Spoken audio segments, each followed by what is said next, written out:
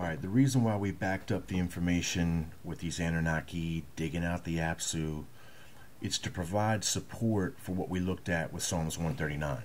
And we find here, my substance was not hid from thee when I was made in secret and curiously wrought in the lowest parts of the earth.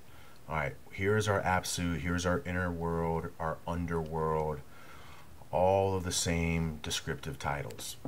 So we supported that. We showed the other side's version of how they see it, and they gave us further details and descriptions of the same things that we're only getting portion here in the Bible. And what we've really come to know here is that there are two separate creational accounts in the Hebrew Bible. There's two separate accounts. Now, to me, that's not a bad thing, because first of all, we have to understand whether it's recorded in the Bible or not, that's what's happened in real life. So we better feel lucky that we have these two separate accounts in here to distinguish from in the Bible, because if we didn't, I very well might not know what's going on enough to even begin to share some information with you guys so that you guys can begin to start thinking about what could be going on in this direction of sight here. So really the thing to begin to take is to now look at this thing not as me telling you how it's happening or what I want you to believe, but the information that you are now responsible to begin to research and understand if you are concerned about this coming deception, if you're concerned about what the truth really is.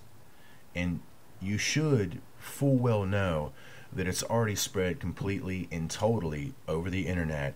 Anybody that doesn't believe in the Bible, who are stumping against the Bible, is basically saying the aliens have created us. I mean, that is just, it's just what the non-thinking person just happens to robotically say out their mouths.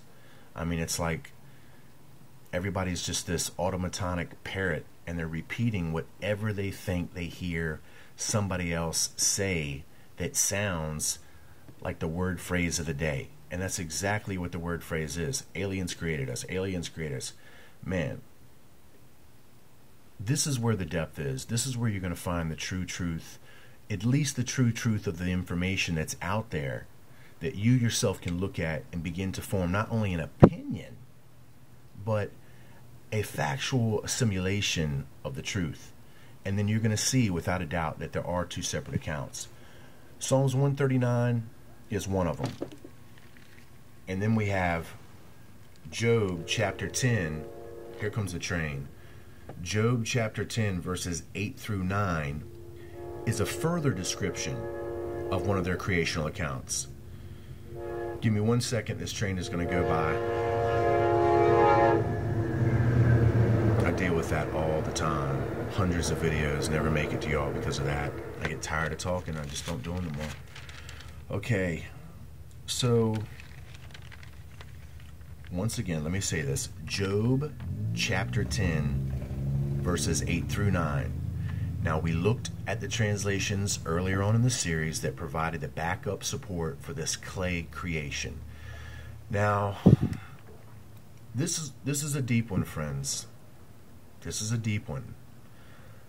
It talks about someone's been fashioned together, and then yet the person that has been created is stating that, yet thou dost destroy me. Well, that's a whole nother video series. That's going to tie back up with the flood. And that's making a direct reference to somebody wanted to destroy them with the flood. Now, if we turn to the Sumerian translation, we're going to find out the name of the character that is responsible for the flood. And it's Enlil. It's none other than Enki's brother. So, I have stated to you before that we have definitely a character mix-up between the Sumerian characters and the biblical characters, but they're not all completely concrete. In order not to confuse you, I'm not going to even enter into that realm any further. Just want you to know that the Sumerians say that the person responsible for bringing the flood to destroy mankind is Enlil. And then you're going to find out that Enki is the one who is responsible for saving them. I'll be back.